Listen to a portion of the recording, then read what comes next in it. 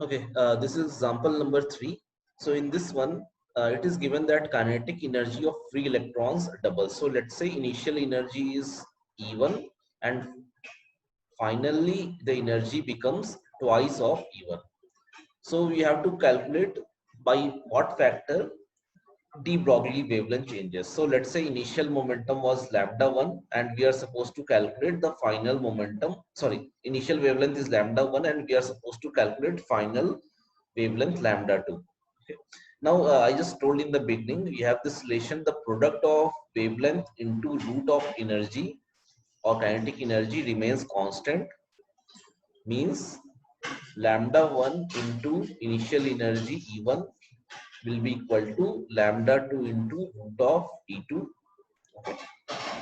So initially the wavelength is, let's say, lambda 1, energy is E1 and we have got the final energy is 2E1. Okay. So 2E1. So final wavelength lambda 2, from here even you can cancel out. So lambda 2 will be lambda 1 divided by root 2. So that is your final wavelength. So our option will be A. Because they are asking by what factor it changes. So lambda 2 by lambda 1 value will be 1 by root 2. Okay. Let's move to the next one. Okay.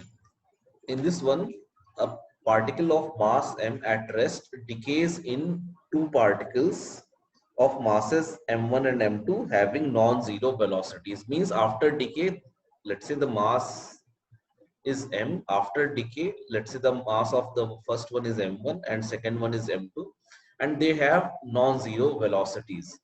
Okay. So let's say one starts moving in this direction with velocity v1, another one starts moving in this direction with velocity v2. Then we are supposed to calculate the ratio of de Broglie wavelengths. Okay. Now, since there is no any external force, we can conserve the momentum. So we can say initial momentum is equal to final momentum.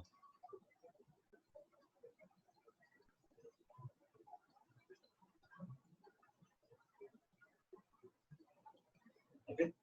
Now, initially this particle was having mass m, but velocity was 0. So product of mass into velocity will be 0. Okay.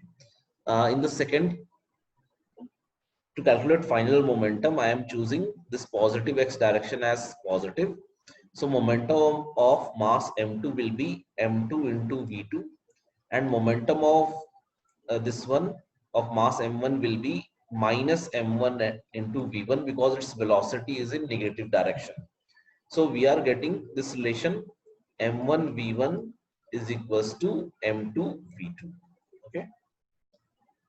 Next is we are supposed to find the ratio of their de Broglie wavelengths. Now we know the de Broglie wavelength is h by mv.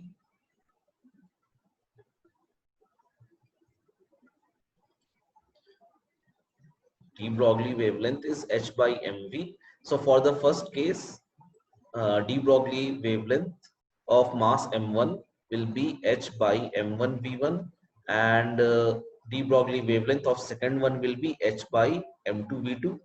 Okay. Let's divide these two equations. So you will get lambda 1 by lambda 2 equals to HH will get cancelled. This will come in numerator.